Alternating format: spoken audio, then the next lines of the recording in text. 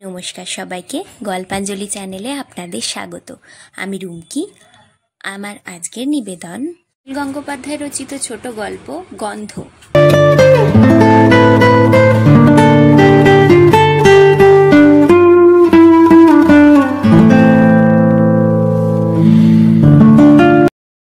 চলন্ত ট্রাম থেকে নেমে ছুটতে ছুটতে সাধনদা আমার সামনে এসে দাঁড়ালেন। বেশ ব্যস্তভাবে বললেন, সুনীল, তুই আমার কাছ থেকে 10 টাকা পাবি, মনে ছিল না? আজ তোকে শোধ দেব। সাধনদার দিকে মনোযোগ দিয়ে তাকালুম। আমি যে সাধনদাকে চিনতুম সেই সাধনদাইনি নন। সাধনদার মুখে 2-3 দিনের খোঁচা খোঁচা দাড়ি, প্যান্টের ওপরে ঝুলছে শার্ট, পায়ে রবারের চটি। আমার চেনা সাধনদা ছিলেন পাক্কা সাহেব। এমনকি অশৌচের সময়ও তার এই রকম পোশাক কল্পনা করতে পারতুম না। সাধনদার সঙ্গে আমার 10 টাকা ফেরত দেওয়ার সম্পর্ক নয়। সাধনদা ট্রাম যাত্রীও ছিলেন না তখন। ভুরু কুঁচকে বললুম, কি ব্যাপার? সাধনদা পকেট থেকে পার্সটা বার করে টাকা খুঁজছে। পার্সে 50 টাকা, 100 টাকার নোট বেশ কয়েকটা, কিন্তু 10 টাকার নোট নেই। সাধনদা বললেন, কারুর কাছ থেকে টাকা ধার করতে চাই না বুঝলি, মনে করে করে সবাইকে পুরনো ধার শোধ করে বেড়াচ্ছি। একটা জিনিস লক্ষ্য করলুম বুঝলি, আমরা কেউ পুরোপুরি নিজের রোজগারে বাঁচি না, এক রকম ধার থেকেই যাই। তুমি আমাকে 10 টাকা ফেরত দিচ্ছ? তোমার কি মাথা খারাপ হয়েছে? সেই রকম হিসেব করলে তোমার কাছেও তো আমার ধার হবে অন্তত কয়েক হাজার টাকা। তুই আমার কাছ থেকে কোনোদিনও ক্যাশ টাকা নিয়েছিস? নিসনি তো। ক্যাশ টাকাকেই ধার বলে, বাকিটা হচ্ছে আদর যত্ন, যার বিনিময়ে দিতে হয় কৃতজ্ঞতা কিংবা ভালোবাসা। তোর কাছে 50 টাকার চেঞ্জ আছে? সাধনদার গাড়িতে একবার ডায়মন্ড হারবার যাচ্ছিলুম, মাস 6 আগের কথা। পেট্রোল পাম্পে তেল নেওয়ার সময় কি একটা খুচরোর গোলমালে আমি 10টা টাকা দিয়েছিলুম।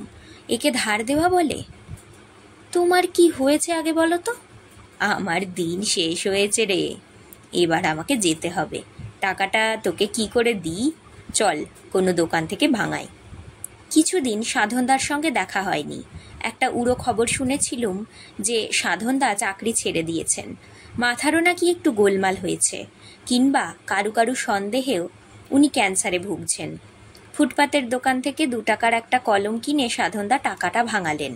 আমি স্পষ্ট বুঝতে পারলুম ওই কলমটার সাধনদার কোনো দরকার নেই। বিজ্ঞাপন কোম্পানির বেশ বড় কর্তা ছিলেন, তার বাড়িতে কলম পেন্সিলের ছড়াছড়ি। 10টা টাকা আমার হাতে দিয়ে বললেন, জীবনটা বেশ ভালোই কাটলো রে। তোমার কি হয়েছে তা কিন্তু বললে না এখনো। আমার ক্যান্সার হয়নি, সব রকম টেস্ট করেছি। তোকে কি রত্না বলেছে যে আমার মাথা খারাপ হয়েছে? বৌদির সঙ্গে আমার দেখা হয়নি। মাথা খারাপ হলেও হতে পারে বুঝলি, সেটা তো আমি নিজে বুঝতে পারবো না। তবে আমার দিন ঘনিয়ে এসেছে, এটা ঠিক। মৃত্যু আমাকে তাড়া করছে। এটা কি করে বুঝলে? একটা গন্ধ পাই, প্রথম দিন সেই গন্ধটা পেয়ে ঘুম ভেঙে যায়। কীরকম গন্ধ জানিস? চেতলা ব্রিজের ওপর দিয়ে পাশ করার সময় ওই গন্ধটা পাওয়া যায়। মানুষ পোড়া গন্ধ, কেওড়াতলা শ্মশান থেকে আসে। ঘুম ভাঙার পর সারা বাড়ি খুঁজে দেখলুম, কোথাও কিছু নেই, অথচ গন্ধটা পাচ্ছি। বুঝলুম এটা একটা ওয়ার্নিং। এখন গন্ধটা যখন তখন পাই, ঘন ঘন পাই। সাধনদা, তুমি কি যাতা বলছো? জানি, বলবি তো এটা আমার মনের ভুল কিংবা বাতিক, সবাই শুনে তাই ভাবে। তুই কি আমার গা থেকে সেরকম কোনো গন্ধ পাচ্ছিস? না, রত্নাও পায় না, কিন্তু অন্য কেউ কেউ পায়। হিপনোটিজমের মতন মৃত্যুরও মিডিয়াম আছে। অন্য কে কে গন্ধ পেয়েছে শুনবি? গত শনিবার আমি বেশ্যাবাড়িতে গিয়েছিলুম। চমকে যাওয়ার কিছু নেই, মজা মারতে যাইনি, গিয়েছিলুম পরীক্ষা করতে। ওদের কাছে এমন কিছু কথা বলা যায় যা অন্য আর কারো কোনো মেয়েকে বলা যায় না। ওরা যেমন সহজে জামা কাপড় খোলে, সেই রকমভাবে মনটাকেও খুলতে পারে। 52 টাকা দিয়ে একটা মেয়ে 1 ঘন্টার জন্য ভাড়া করলুম। তাকে কিছু বলিনি, অন্য লোকে যেমন যায় সেইভাবেই গেছি। জামা কাপড় খুললুম, মেয়েটি আমাকে জড়িয়ে ধরে খুব সরলভাবে বলল, হ্যাঁ গো, তোমার গায়ে কিসের গন্ধ? আমি খুব নিরীহভাবে বললুম, গন্ধ? কি গন্ধ? সে কি, রোজ বিলেতি সাবান দিয়ে চান করি, কিসের গন্ধ বলো তো? মেয়েটি তবু বলল, হ্যাঁ গো, কীরকম পোড়া পোড়া গন্ধ। তুমি গঙ্গায় ভালো করে চান করো, সব ঠিক হয়ে যাবে। তবেই দেখ, মেয়েটিকে তো কেউ শিখিয়ে দেয়নি, মিছিমিছি সে আমার মনে আঘাত দিতে চাইবে কেন বলতো? ইকবালপুরে একটা বাচ্চা ছেলেও ঠিক ওই কথা বলেছিল। ওরা মিডিয়াম, ওরা ঠিক টের পায়। সাধনদা, তুমি সত্যি করে বলো তো, তুমি এর মধ্যে কোনো জ্যোতিষীর কাছে গিয়েছিলে? পাগল হয়েছিস তুই? আমি যাব জ্যোতিষীর কাছে? ওসব আমি বিশ্বাস করি না। আমি পারতপক্ষে ডাক্তারদের কাছেও যাই না, কিন্তু আমি গন্ধ পেয়েছি। মৃত্যু বিষয়ক আলোচনা আমার পছন্দ হয় না।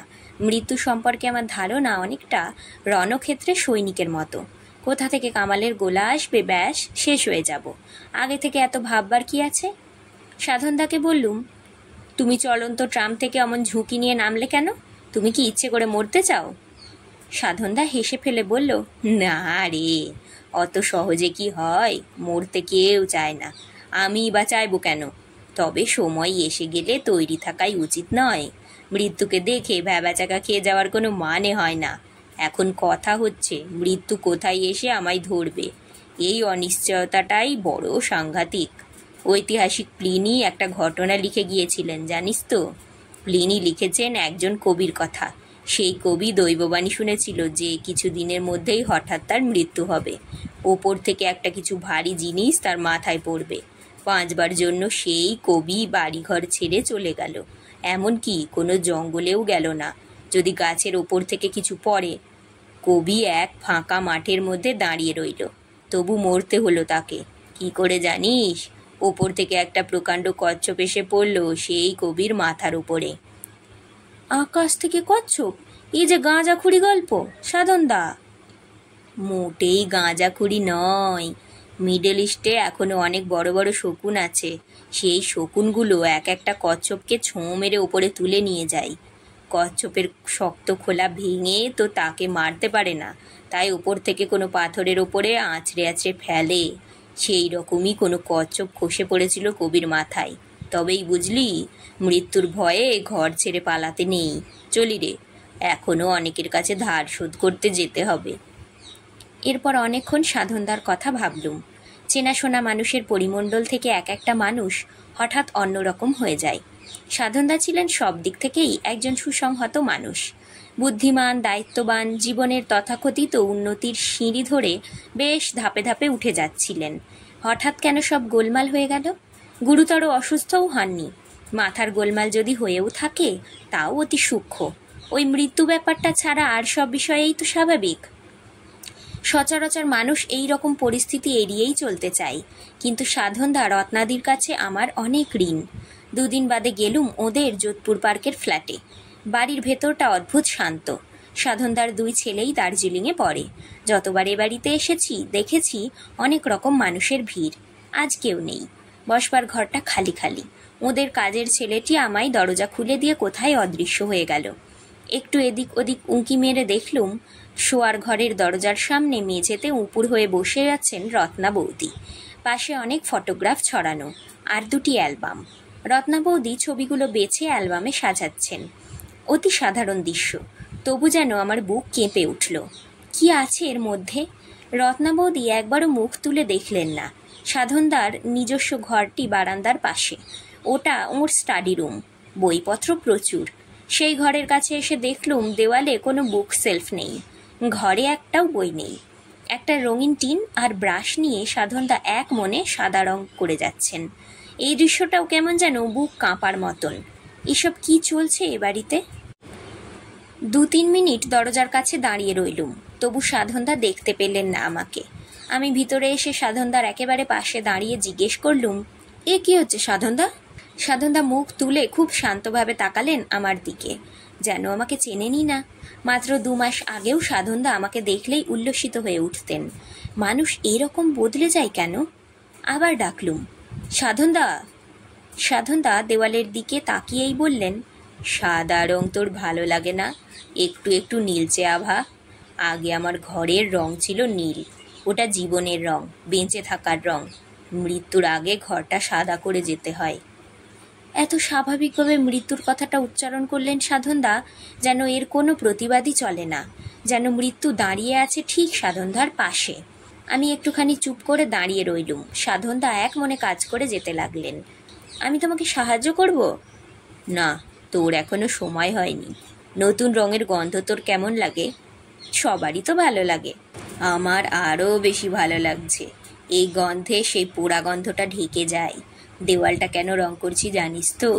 আমার পরবর্তী মানুষের জন্য। আমি সাদা করে দিচ্ছি, তারা এসে আবার যে কোনো রং করবে, স্লেট মুছে দেওয়ার মতন। কোনোদিন আমি সাধনদার মুখ থেকে এরকম শুনিনি। তিনি ছিলেন আমোদে আর প্র্যাকটিক্যাল ধরনের মানুষ। মৃত্যুর সান্নিধ্য তাকে এত জ্ঞানী করে তুলেছে। সাধনদা বললেন, দেওয়ালগুলো রং করতে বেশি ঝামেলা নেই, একটা একটা করে ঘষে ফেলেছি, তারপর ব্রাশ বুলোচ্ছি।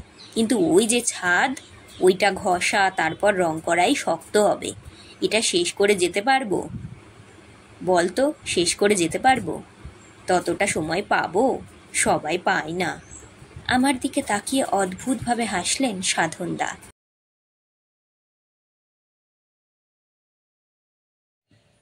আজকের গল্প পাঠ এখানেই শেষ। গল্প পাঠ ভালো লাগলে অবশ্যই একটা লাইক দিয়ে যাবেন, আর নিজের চেনা পরিচিত মানুষদের সাথে শেয়ার করে দেবেন। আর আজ যারা নতুন আমার চ্যানেলে, অবশ্যই সাবস্ক্রাইব করবেন। আপনার একটি সাবস্ক্রিপশান আমাকে আরও অনেক নতুন গল্প পড়তে অনুপ্রেরণা যোগাবে। ধন্যবাদ, ভালো থাকবেন সবাই।